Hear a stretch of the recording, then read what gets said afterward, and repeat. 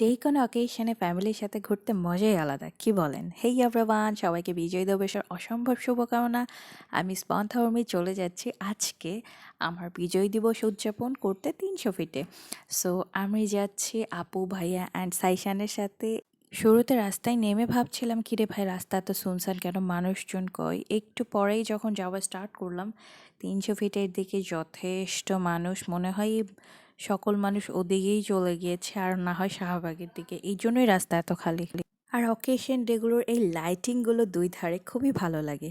আর 300 ফিটে যেহেতু একদম ভেতর পর্যন্ত জ্যাম ছিল, সো আমরা জাস্ট মোড়ে গাড়ি পার্ক করে দেন চলে যাই ভেতরের দিকে হাঁটতে হাঁটতে। ভাবছিলাম কোথায় হাঁসের মাংস খাওয়া যায়, কী কী টাইপের মেলাতে জিনিস পাওয়া যায়, যেহেতু এখানে অনেক সুন্দর নাকি মেলা হয়। সো এগুলোই দেখতে আসছিলাম। Colourful lighting which was really good. আশেপাশের পরিবেশ একদম মানুষের রমরমা, কোথাও কোনো পা রাখার জায়গা নাই। এই তো পুরোটা জায়গা জুড়ে মানুষ, আর এখানে দেখছি বাচ্চাদের অনেক খেলনা পাওয়া যায়। সো এই খেলনার দিকে আমরা পরে আসছি। যাওয়ার সময় আমরা অনেকগুলো খেলনা কিনে নিয়ে এসেছিলাম ওখান থেকে। এই তো এরপর আমরা একটা জায়গাতে গিয়ে বসলাম। এখানে আমরা হাঁসের মাংস, রুমালি রুটি, চাপটি, গরু অর্ডার করেছিলাম। কোয়ালিটি খুব একটা ভালো ছিল না, 250 টাকা করে যদিও।